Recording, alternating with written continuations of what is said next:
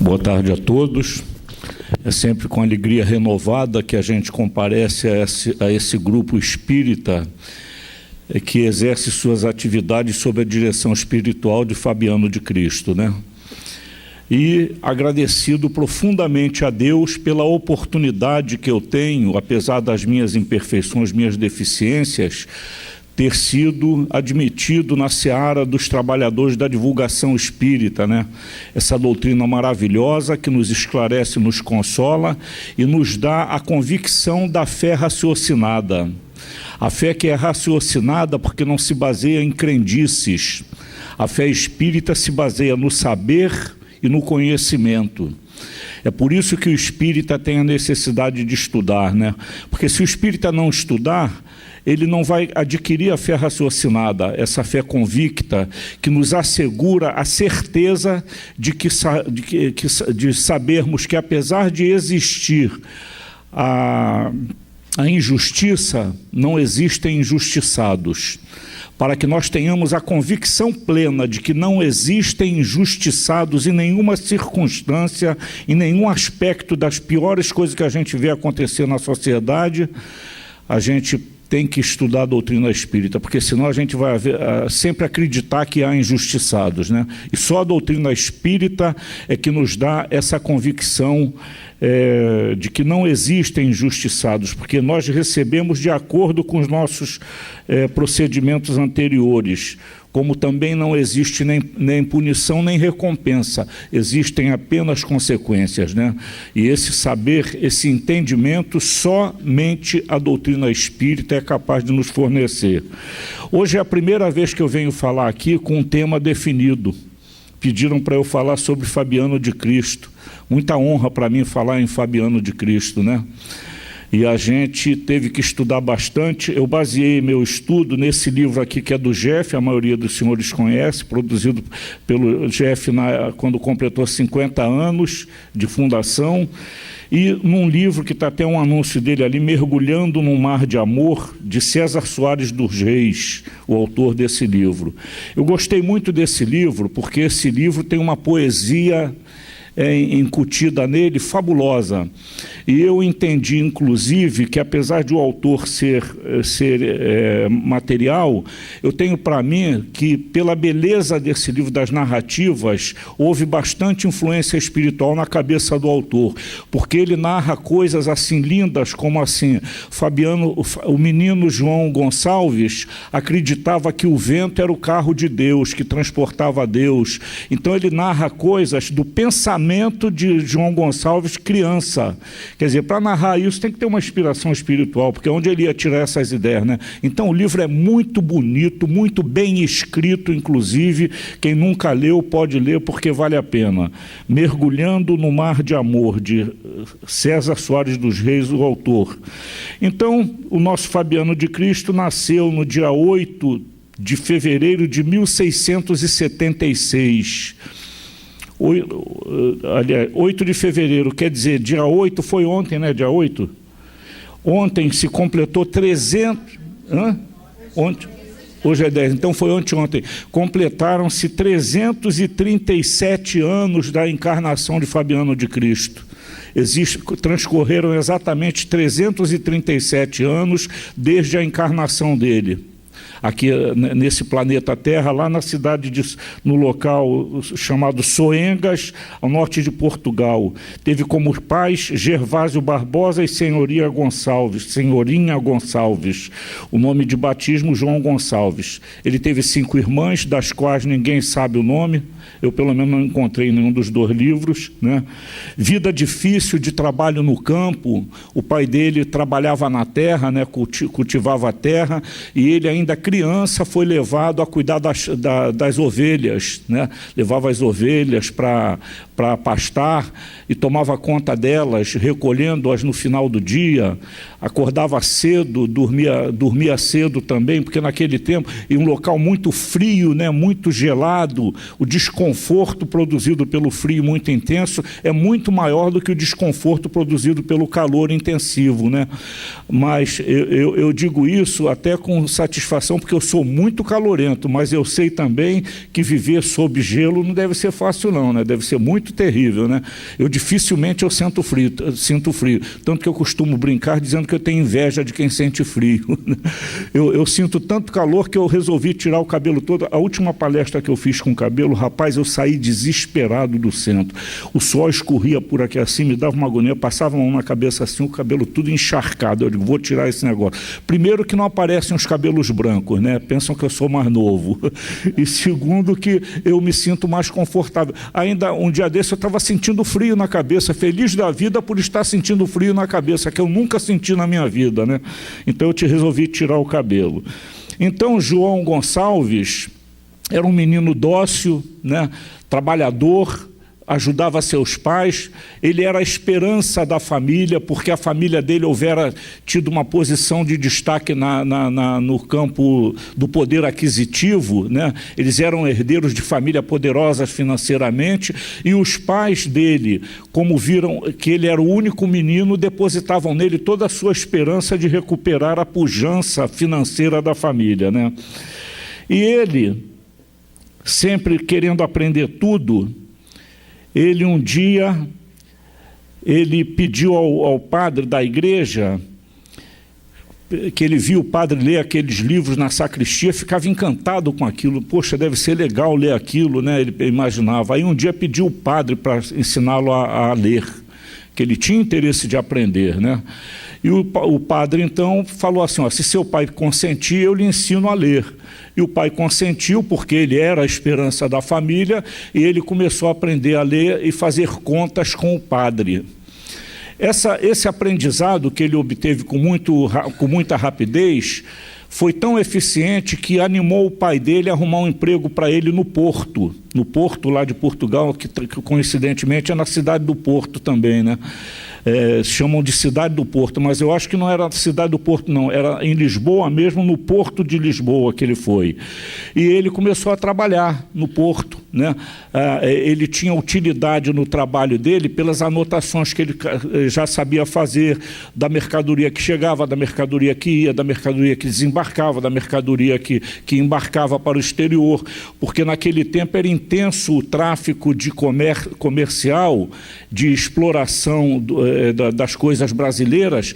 Eles trocavam principalmente por ouro e pedras preciosas as mercadorias que traziam para o Brasil, como salames, alimentos de um modo geral e bebidas, né, vinho, essas coisas. Traziam isso para o Brasil e retornavam com as riquezas traduzidas em ouro, principalmente em pedras preciosas. E o João Gonçalves, ele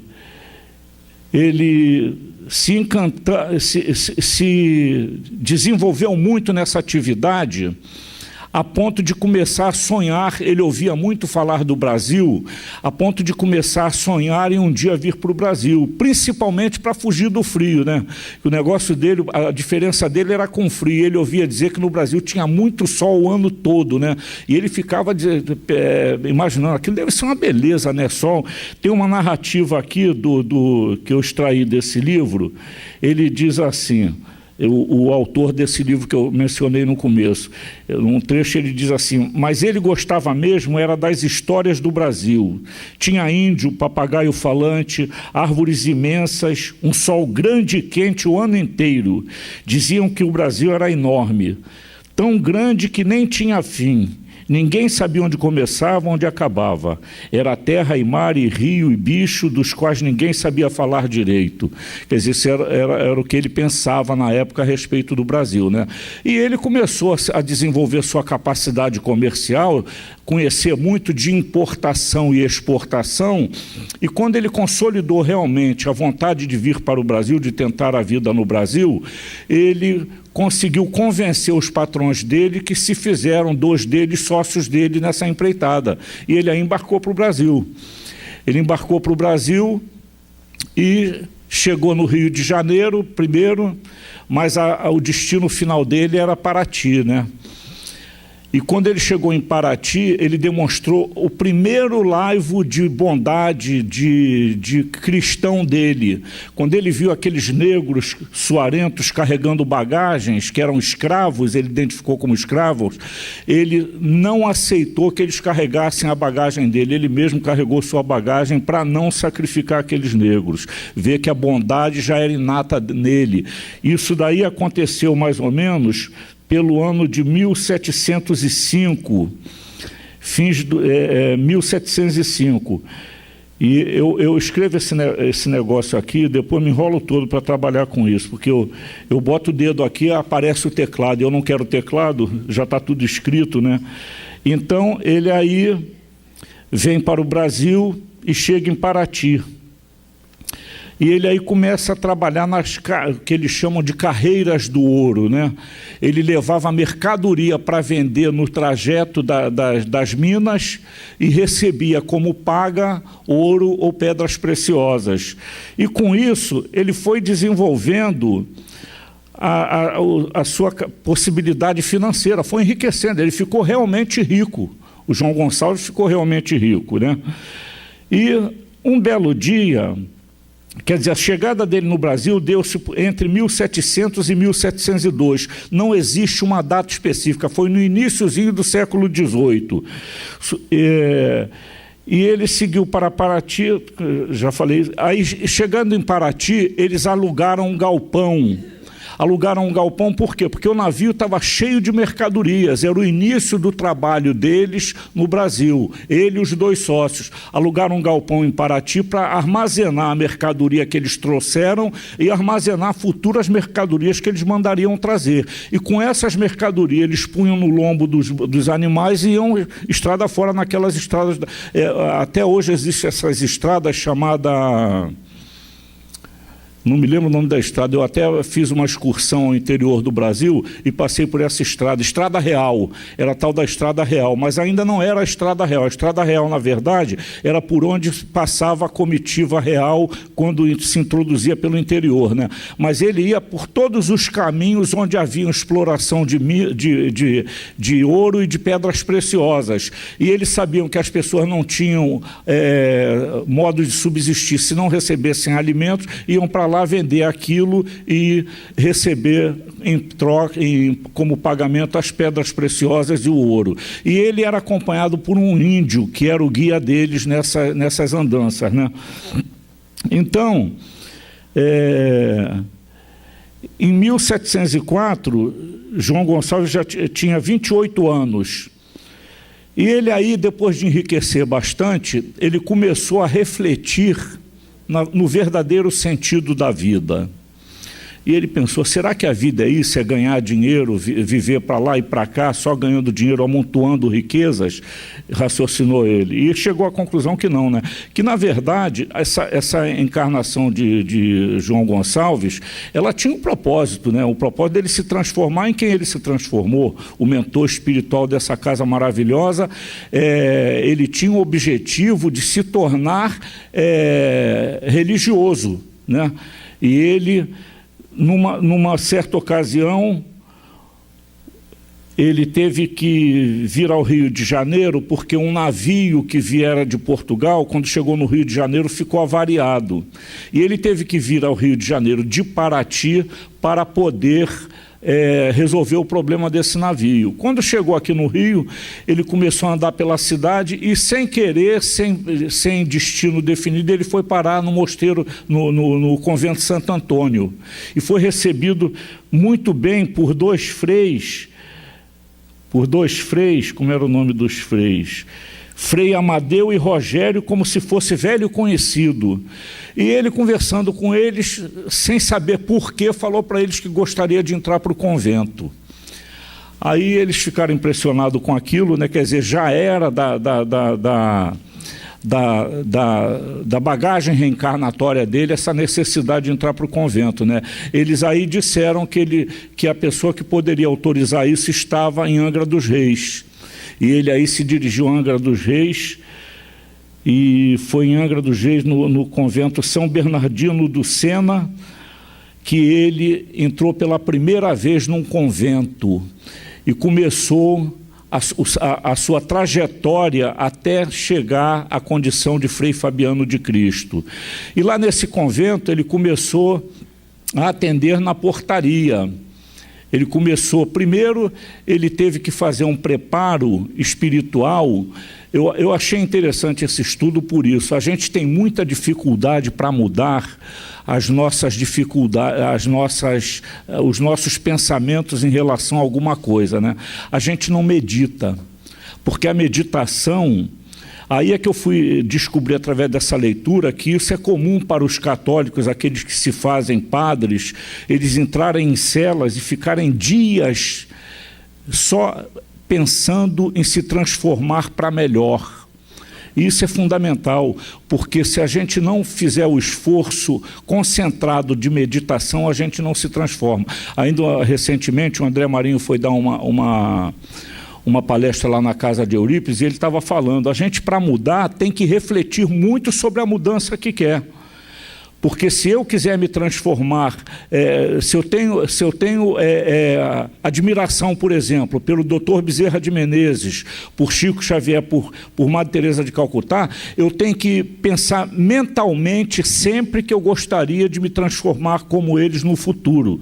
Não é uma coisa para o momento. O Frei Fabiano conseguiu porque ele já tinha um preparo anterior, né? Porque se ele não tivesse o preparo anterior, não adiantava ele ficar dentro da cela, como não vai adiantar eu ficar dentro de cela nenhuma, que eu não vou ter o mesmo preparo que ele teve. Por quê? Porque ele já teve reencarnações que antecederam aquela de João Gonçalves, que deram a ele o preparo para que ele, nessa reencarnação de como João Gonçalves, ele fosse consolidar a sua vida religiosa, espiritual, como Frei Fabiano de Cristo.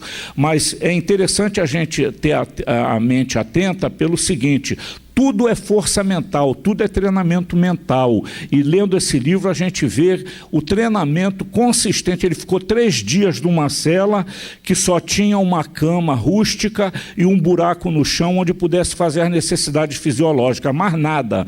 3 dias ali meditando, raciocinando e orando. E a gente tem preguiça até de orar? A gente só ora com muita dificuldade na hora que está passando por algum sufoco.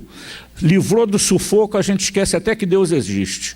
Agora, quando o sufoco vem de novo, a gente torna a lembrar de Deus. Nós somos assim. Imagina ficar 3 dias numa cela só orando e raciocinando. O que eu sou? O que eu quero de mim? Ensinamentos que foi dado primeiro por Sócrates, né? Conhece-te a ti mesmo, e reforçado com muita propriedade no Evangelho segundo o Espírito, no Livro dos Espíritos, na questão 918, por Santo Agostinho, que nós temos que nos identificar para sabermos quais são as mudanças que nós temos que impetrar, que fazer esforços para realizar em nós. Eu, por exemplo, eu tenho muitas dificuldades e eu vivo estudando meios de me livrar. Eu agora bolei o seguinte: a minha dificuldade, eu já falei isso aqui 1000 vezes, né? Vou falar 1000ª, viu? A minha dificuldade maior é intolerância, viu? Eu sou muito intolerante. Minha mulher que sabe disso, né? Por isso que quando alguém diga assim, eu acho você um cara tão legal, eu digo, vai perguntar à minha mulher. Esse negócio de dizer que eu sou legal não me agrada muito não, sabe? Vai perguntar à minha mulher. Porque a intolerância é uma coisa que ainda está muito enraizada. Gente, eu estudo doutrina espírita há mais de 30 anos. Há mais de 30 anos que eu conheço essa doutrina espírita. Eu já era para ter melhorado, mas tenho dificuldade. Eu já pensei o seguinte: eu vou mandar fazer um adesivo escrito assim, seja tolerante, e colar no frontispício no painel do meu carro. Porque a hora que eu me demonstro mais intolerante é no trânsito. Eu não tenho nenhuma tolerância no trânsito, porque o trânsito aflora na gente a intolerância da gente, né? E eu tenho que pensar nisso todos os dias, eu tenho que ser mais tolerante. E uma maneira de eu fazer isso é como eu fiz para deixar de fumar. Eu, quando quis deixar de fumar, eu escrevi num monte de lugar, eu não escrevi tudo, né? Eu escrevi uma fitinha de alumínio assim, desse comprimento e fininha assim, escrito assim, 31 de dezembro de 1985. Era a data que, pelo mês de junho de 1985, eu estipulei que ia parar de fumar. Então, cada cigarro que eu tirava, eu lia aquele negócio ali, 31 de dezembro, aí eu vou parar de fumar. Para quê? Para fortalecer essa convicção na minha mente, porque senão eu ia continuar tendo a vontade de fumar mais forte do que a vontade de parar de fumar. E na minha mesinha de cabeceira, sabe o que é seixo? Eu custei saber o que era seixo, aquelas pedrinhas bolhadas pela água do rio, que vai batendo tanto nela, que ela fica meio toda lisinha, apesar de disforme às vezes, mas sem ressaltos cortantes, né? Aí botei na minha mesinha de cabeceira, eu olhava para ela assim, eu dizia, dia 31 de dezembro eu vou parar de fumar. Então, a todo momento, nesses 6 meses que antecedeu o dia 31 de dezembro, eu pensei naquilo. Quando chegou dia 31 de dezembro, foi a coisa mais tranquila para mim parar de fumar. Isso, inclusive, é uma receita, hein? Se alguém tiver alguém que fume, queira parar de fumar, dá essa receita daí que funciona, porque funcionou comigo, já se vão 27 anos para 28 anos. 85 para 2013 são 28 anos, né? Dia 31 de dezembro vai completar 28 anos que eu parei de fumar. Agora, tem o seguinte, também eu não boto cigarro na minha boca nem apagado. Então, o fundamental é a gente minar o cérebro da gente com a ideia. Então, se eu quero deixar de ser intolerante, eu tenho que pensar todos os dias, como eu venho fazendo, que eu tenho que deixar de ser intolerante. Então, o que é que acontece? Muitas das vezes a minha mulher fala alguma coisa que eu não gosto, mas eu já não agrido, retribuo a ofensa com uma outra ofensa, né? Quer dizer, eu já melhorei 1%, imagino, da minha intolerância total depois que eu comecei a ser espírita, né? E aí eu me lembro muito também da história do Belarmino Bicas, que vocês devem conhecer, né? Então, o Frei Fabiano de Cristo fez aquele trabalho maravilhoso, e foi convidado depois de... Como ele sabia que ele nunca ia conseguir ser um sacerdote como todos os outros, porque ele não tinha conhecimento nem estudo para tal, ele entrou no convento de Bernardino do Sena, disposto a aceitar qualquer tipo de tarefa. Então ele foi varrer chão, foi lavar, tratar de água, lavar banheiro, cuidar de limpeza, serviços mais pesados e mais brutos, né? E com isso, ele aí, no futuro, ele foi destinado a cuidar da portaria, que era considerada uma atividade importante por fazer contato com o exterior, porque os freis que viviam ali dentro, eles tinham pouco contato com o exterior. O contato com o exterior era feito mais pelo porteiro, que dava as notícias que vinham de fora e transmitia para fora alguma coisa que pudesse ser divulgado lá de dentro, né? Então, ele...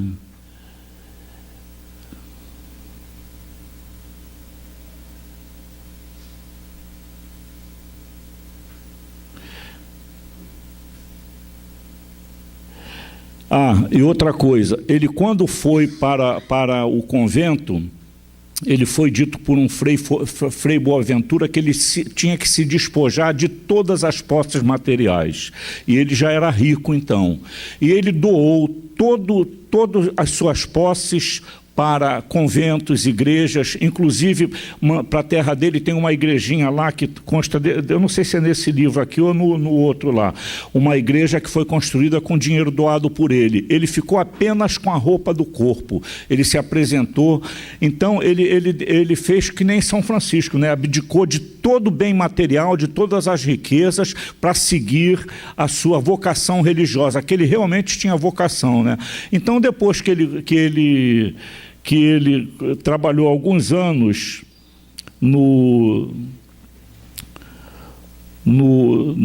na portaria do convento de Bernardino do Sena, em Angra dos Reis, ele foi orientado que ele teria que vir para o Rio de Janeiro. Aí ele veio para o Rio de Janeiro, ainda como João Gonçalves, né? Ainda como João Gonçalves, eu estou falando besteira, ele já era freifa. Hã? Eu achei João Gonçalves. João Barbosa?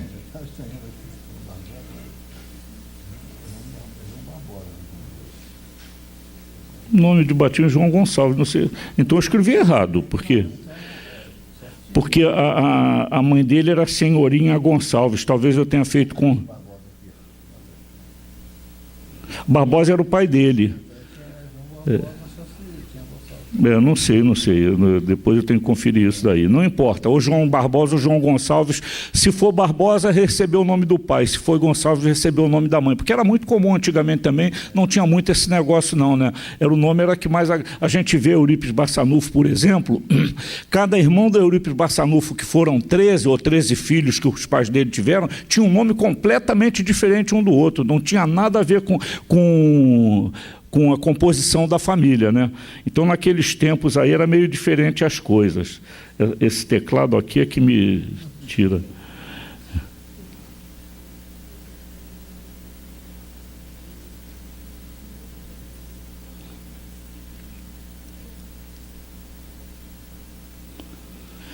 Ele começou a refletir sobre o verdadeiro sentido da vida, que ele teve um sócio que foi assassinado por salteadores, né? Um dos sócios dele. Aí ele pensou, poxa, será que vale a pena a gente enriquecer para virar cobiça de todo mundo, né? Aí ele começou a se preocupar.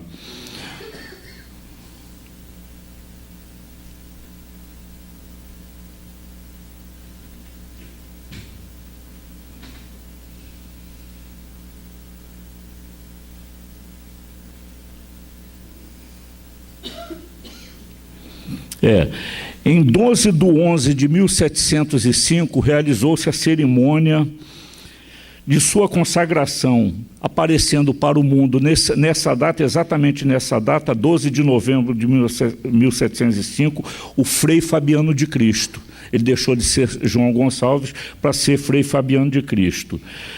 Então, ele, quando já lá no convento Bernardino do Sena, ele começou a tratar de doentes também, paralelamente ao serviço dele de portaria, que a portaria, na verdade, ele assumiu só por 1 ou 2 meses lá, porque já estava na época dele vir para o Rio, por recomendação do dirigente lá daquele convento.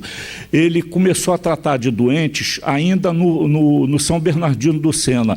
E como é que ele tratava de doente? Ele fazia remédios fitoterápicos que ele aprendeu possivelmente com esse índio que era a guia deles, que índio tem muito conhecimento de ervas medicinais, né? E ele tratava, fazia xaropes, fazia pomadas, ungüentos, e tratava os doentes que ficavam curados. Isso veio se manifestar com mais propriedade ainda, essa capacidade de cura dele aqui no Rio de Janeiro. Aí, nessa época, ele foi orientado a seguir para o convento de Santo Antônio. Como resultado da invasão da cidade do Rio de Janeiro em 1711 por René Dugas e Toutin, uma grande quantidade de doentes e mutilados de todos os matizes procuravam o convento em busca de tratamento de saúde, o que levou à mudança de função de Fabiano de porteiro para enfermeiro, dada a sua habilidade para tratar de enfermos.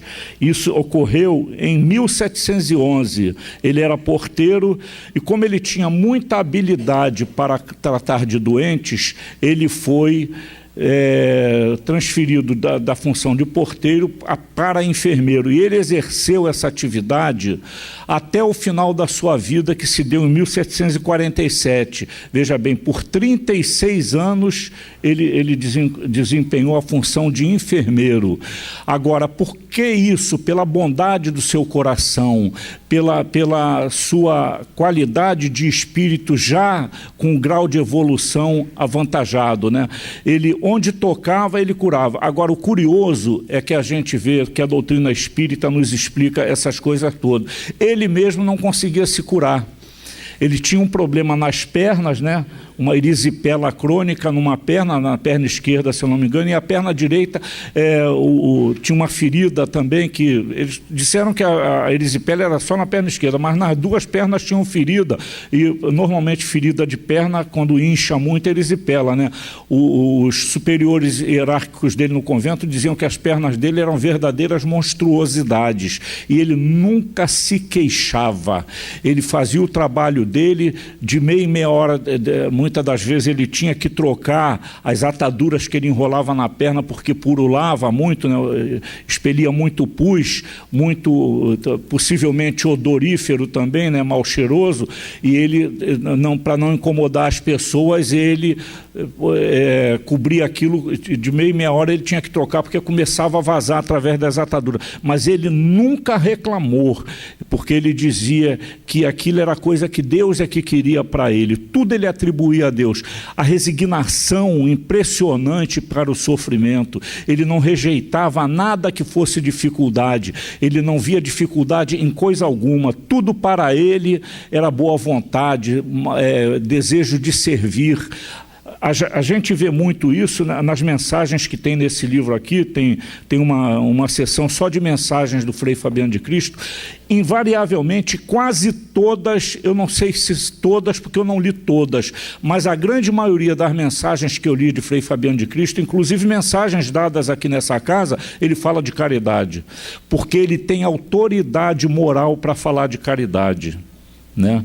Eu costumo refletir que se nós vivêssemos com bom humor, pensamento positivo e boa vontade, nós seremos felizes, porque a boa vontade nos levaria a ajudar sempre o irmão que se apresentasse à nossa presença em estado de dificuldade, né? Que é a caridade verdadeira, a gente fazer espontaneamente e não em data marcada, como eu gosto de refletir. A gente estabelece caridade em data marcada. Eu participo de um grupo de sopa na minha casa espírita toda segunda, terça-feira do mês, que é o meu caso.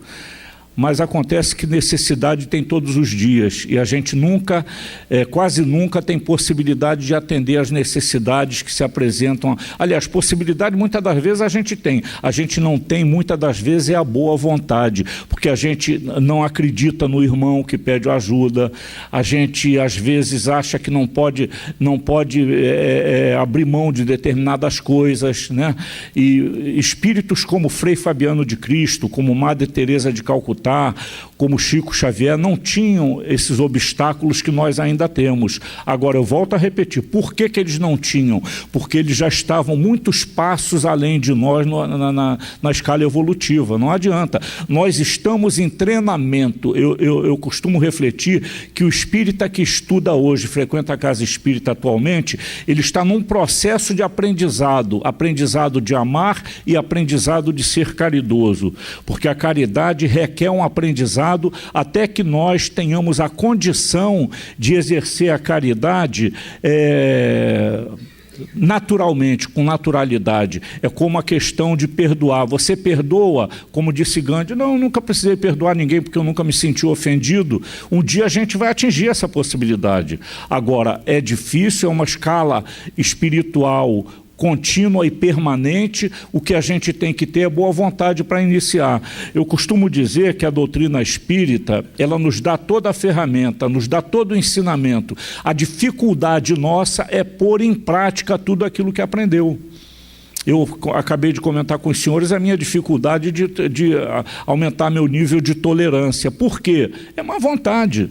É má vontade. Na verdade, os esforços que eu faço para superar essa dificuldade são incipientes, porque quando a pessoa faz com firmeza, ele acaba vencendo muito mais efetivamente a dificuldade. Agora, tem que ter dedicação total ao pensamento e à vontade, porque senão a vontade de ser intolerante é maior do que a vontade de ser tolerante, no meu caso, né? Então, depende muito de nós. O espírita, ele está passando pela época de começar a sua renovação, muitas das vezes sem fazer nenhum esforço. E nós temos que nos esforçar em todos os momentos da nossa vida, principalmente usando a possibilidade que a prece nos dá. Uma das maneiras que eu encontro para isso é na prece, né? Eu treino fazer prece a todo momento do dia, porque pelo menos quando eu estou em prece, eu tenho certeza que aqueles irmãozinhos que querem trazer algum prejuízo para mim não se aproximam de mim, porque eu estou com pensamento em posição de elevação espiritual, né? Então, por exemplo, eu chego aqui, quando eu paro meu carro ali, a primeira coisa que eu faço é agradecer a Deus por ter chegado aqui sem nenhuma complicação, sem nenhum contratempo, sem nenhum incidente, né? Quando eu saio daqui, eu agradeço pela ajuda que eu tive da espiritualidade, que eles ajudam muito a gente a falar, né? Induzindo as palavras corretas, porque eu sou esquecido demais, né? Já passei 18 anos, já estou entrando naquela fase de senilidade, né? Aí, quer dizer, a gente às vezes faz uma programação de falar, eu agora tenho que anotar. O problema é que eu anoto e não tenho paciência de ler. Aí, quer dizer, eu dependo muito da espiritualidade para me inspirar para falar, porque senão eu não consigo falar nada que seja aproveitável para ninguém, né? Quer dizer, aí quando eu saio daqui, eu tenho que agradecer a Deus a oportunidade que Ele me deu de ter os espíritos presentes para me ajudar a falar, né? Então, tudo eu procuro agradecer a Deus. Agora, não é aquele negócio, né? Acabar de fazer a refeição em voz alta, não. Mentalmente eu agradeço. Eu agradeço mentalmente, tudo mentalmente, não em voz alta, porque não tem necessidade de externar a nossa fé através de externar verbalmente o que a gente está falando. Então é muito importante a gente ter o pensamento em meditação, agradecendo a Deus por tudo que acontece na nossa vida. Poxa, um dia que eu oro mais é quando vão meus filhos lá para casa. Minha casa fica parecendo casa de maluco, viu, gente? Porque cada um quer falar mais, cada um quer impor a sua maneira de falar. Eu digo, gente, fala mais baixo, porque a vizinhança vai pensar que está todo mundo maluco aqui. Mas eu fico numa alegria incontida, né, de receber meus filhos todos na minha casa, que são 4, com o neto, com tudo, dá uma confusão geral. Mas eu fico, no fim do dia, eu fico muito tempo agradecendo a Deus por essa possibilidade, né, por essa oportunidade.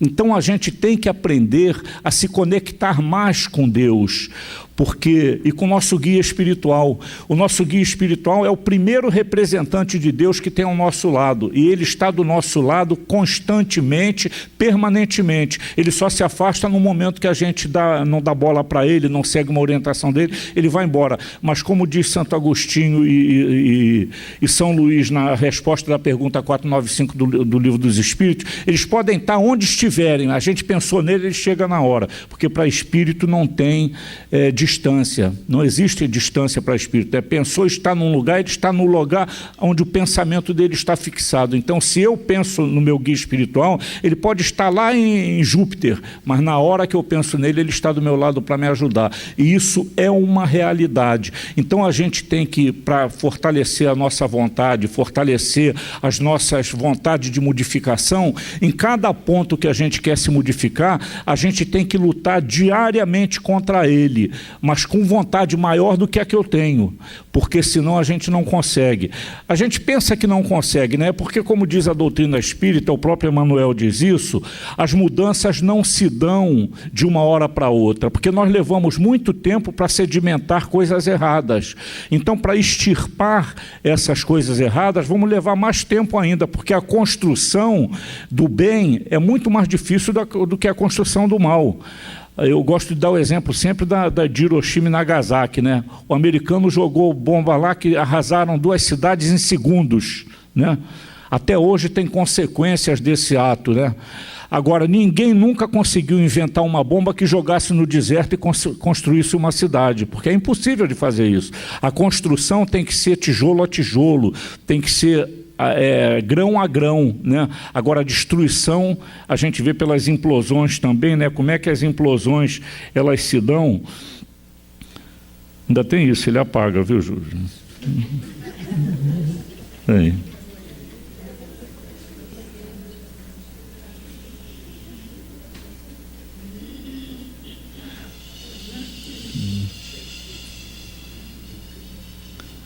Isso daqui só criança que sabe lidar com isso. Meu netinho de 7 anos, ele pega isso aqui, destrói, vai lá,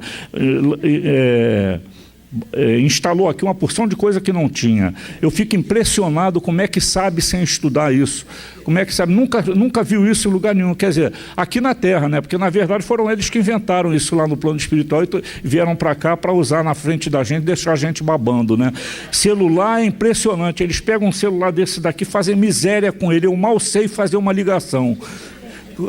Um celular caro que eu ganhei, não sei fazer nada com ele, né? Até como computador ele funciona, que liga com a internet, pode mandar mensagem, mas eu não sei fazer nada disso, né?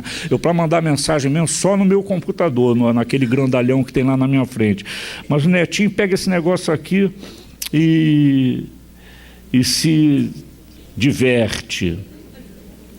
Então, o nosso Fabiano de Cristo, ele sofreu com essas pernas problemáticas até o final da sua vida, a sua desencarnação. E engraçado que ele teve a previsão da desencarnação dele, né? 3 dias antes de desencarnar, ele avisou a todo mundo que ia desencarnar. Vou desencarnar daqui a 3 dias. Né? Quer dizer, isso só os grandes espíritos, como Eurípides Barçanufo, como Chico Xavier sabia que ia desencarnar. Né? Que sabem isso. Por quê? Porque eles não se abalam. Eu estou treinando muito para ter convicção de que a morte do corpo é a libertação do espírito. Em relação aos outros, eu já tenho essa convicção firmada, porque eu não lamento a morte até hoje eu não lamentei morte de nenhum ente querido. Com certeza, eu não lamentei. Eu agradeci a Deus a libertação daquele corpo, principalmente aqueles que estavam em dificuldade, porque, na realidade, eu tenho essa convicção, e eu quero ter essa convicção na hora da minha desencarnação também. Se eu receber a notícia assim, Jorjão, você vai depois de amanhã, eu quero dizer, oba, graças a Deus, né? Porque, na verdade, é a libertação, a vida espiritual é a coisa mais maravilhosa que tem, gente. A expansão de todas as nossas possibilidades de sentido, visão, olfato, tato, tato não, né, que a gente aí não tem o tato, eu imagino que a gente não tenha, mas o olfato, a visão, a percepção nossa amplia-se de uma maneira muito incompreensível para nós. A espiritualidade superior nos fala, só a possibilidade de levitar, volitar, como dizem, né? Uns e outros falam levitar, para mim já é fabulosa, né? O espírito não precisa andar rastejando pelo chão, ele anda flutuando, né? Isso para mim já é uma coisa maravilhosa. É a única coisa que eu ainda tenho inveja de espírito, é isso, viu? Porque andar pela rua, ainda mais eu agora eu tô com Parkinson, né? E Parkinson é terrível, até para caminhar é difícil, a gente tropeça muito, né? Tem que tomar muito cuidado para não tropeçar, né?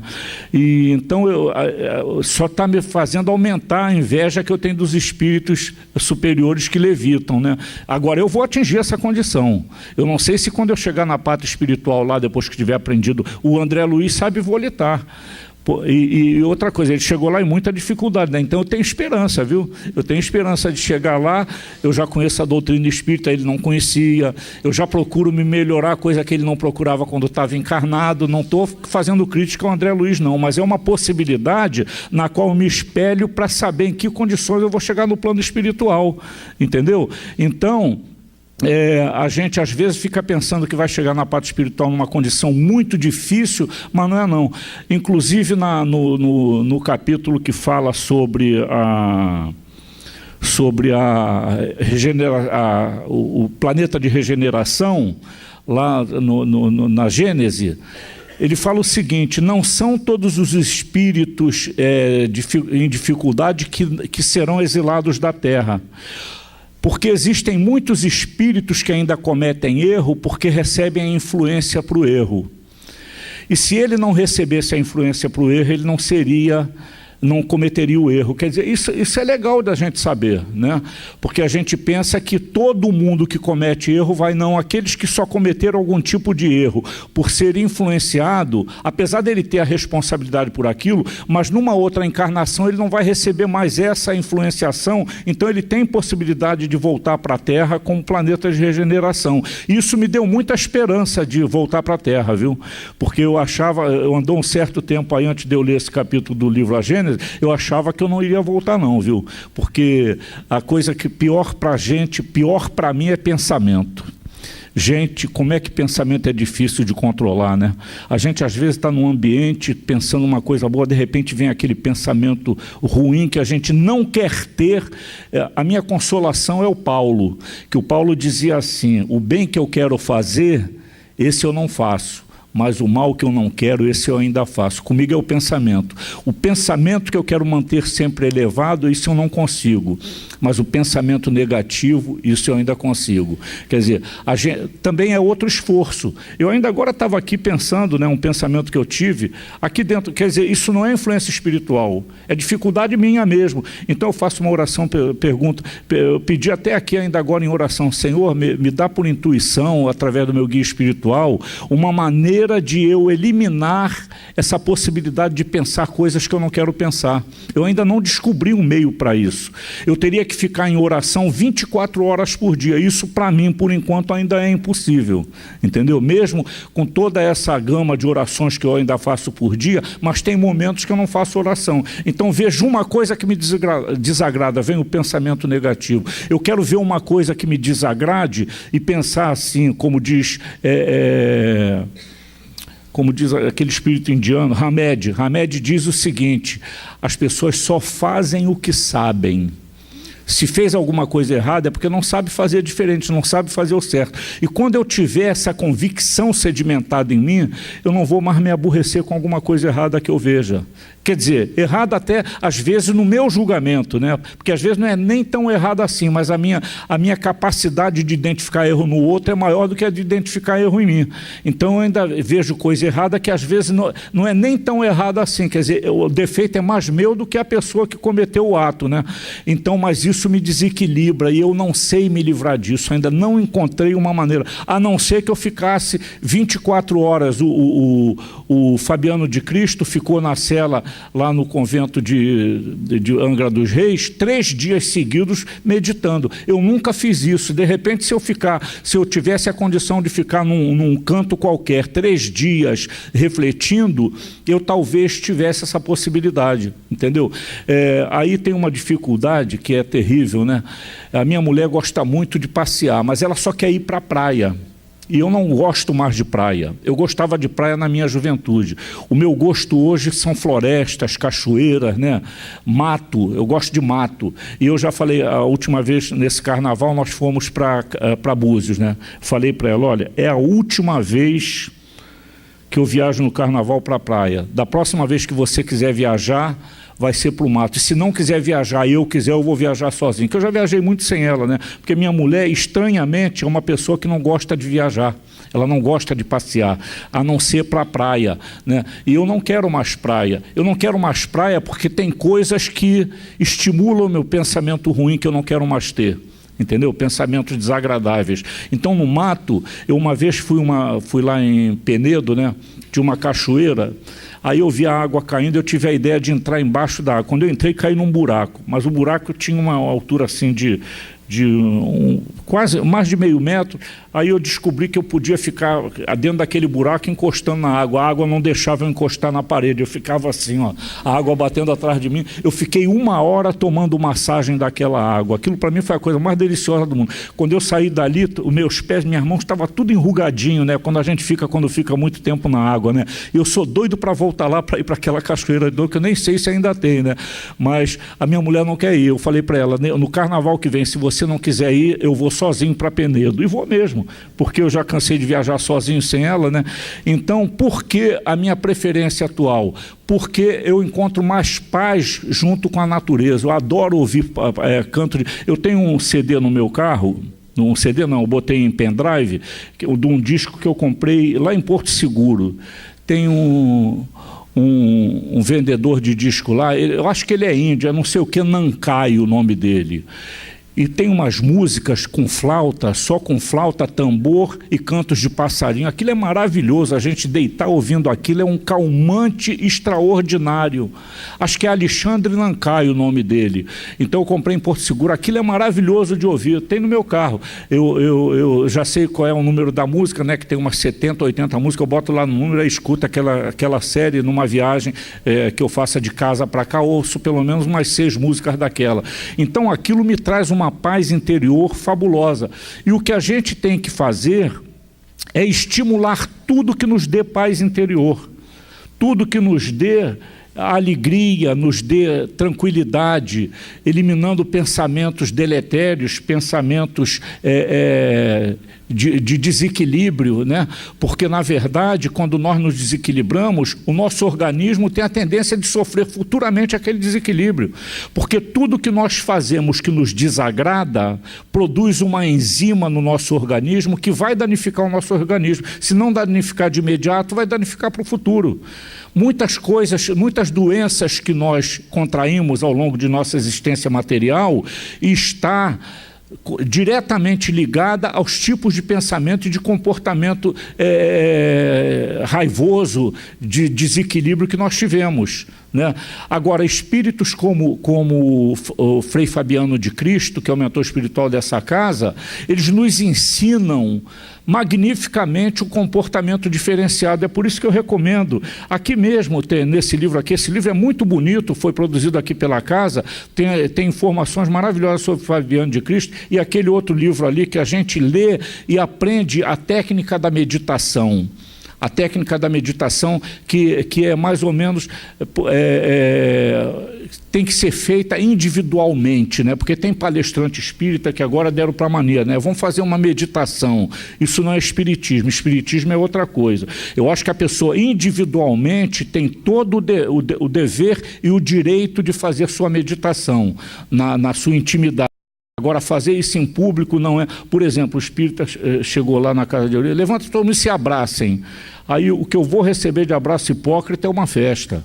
O cara vai me abraçar sem ter vontade, gente. Isso não é coisa que se peça numa reunião pública. Eu, particularmente, sou radicalmente contra isso. Porque já pensou, se abraça, aí a moça vai ali, não vai com minha cara, vai ter que me abraçar. Que coisa desagradável. Isso é desagradável, é que nem aquela música que incita todo mundo a se abraçar. Não tem nada a ver, o abraço tem que ser espontâneo. Eu gosto de ser abraçado pela minha neta, que é minha filha, que me abraça com uma espontaneidade, né? E eu gosto de abraçar as pessoas que me dão vontade de abraçar na hora, que me dá vontade de abraçar na hora. Agora, eu receber um abraço de uma pessoa que eu nem sei se gosta de mim, se simpatiza comigo, eu não acho legal. Então tem muitas reuniões espíritas agora que é isso, vamos meditar, Jesus vem caminhando lá aqui. E se eu não conseguir pensar em Jesus caminhando por lugar nenhum? Que Jesus que eu vou imaginar caminhando? Jesus é o homem das mil faces? Lá na casa onde o Divaldo Pereira Franco dá as palestras dele lá em Salvador, tem 3 imagens do Cristo assim na parede, uma do lado da outra, cada uma é diferente uma da outra, não tem um Cristo igual ao outro. Um palestrante foi dar uma palestra lá na casa de Eurípides um dia, ele projeta, né? Ele levou uma imagem do Cristo. Aí eu vi aquele troço lá, aquele cabelo negro, né? Barba negra, completamente diferente. Aí ele falou, olha, Cristo, se tivesse que ser representado, se coubesse uma representação do Cristo, seria mais ou menos nesse aspecto aí. Tudo isso que aparece aí é fantasia. Cristo não tinha olhos verdes, nem azuis, nem tinha cabelo louro, nem barba loura, né? Então, na verdade, o que faz é o seguinte, cada representação de Cristo é uma diferente da outra. Então, não é uma realidade, né? Não adianta eu fazer uma representação de Cristo, que eu não conheci Cristo, gente. E tem uma teoria que diz que naquela época a maioria da raça que vivia na face da terra era de cor negra, era escura, cabelo crespo e tudo, né? Como é que eu posso imaginar um Cristo de barba? Aquilo ali foi fantasia de alguém que inventou aquele tal de Santo Sudário. Quem inventou aquele tal de Santo Sudário é que inventou aquele Cristo bonitão que a gente vê, né? Cada Cristo mais bonito do que o outro e cada um completamente diferente do outro. Então, na verdade, nós temos o direito de fazer meditação sim, mas cada um fazer a sua própria meditação. O que é meditar, gente? É a gente se autoanalisar, se autoconhecer, o autoconhecimento, eu identificar quais são as dificuldades que eu ainda tenho para poder trabalhar na eliminação dessas dificuldades. O que Frei Fabiano nem tinha dificuldades, mas mesmo assim ele trabalhou na sua purificação e se tornou esse grande homem da sua época. E outra coisa, né? Ele fala muito sobre caridade, e Frei Fabiano de Cristo foi muito anterior à doutrina espírita, né?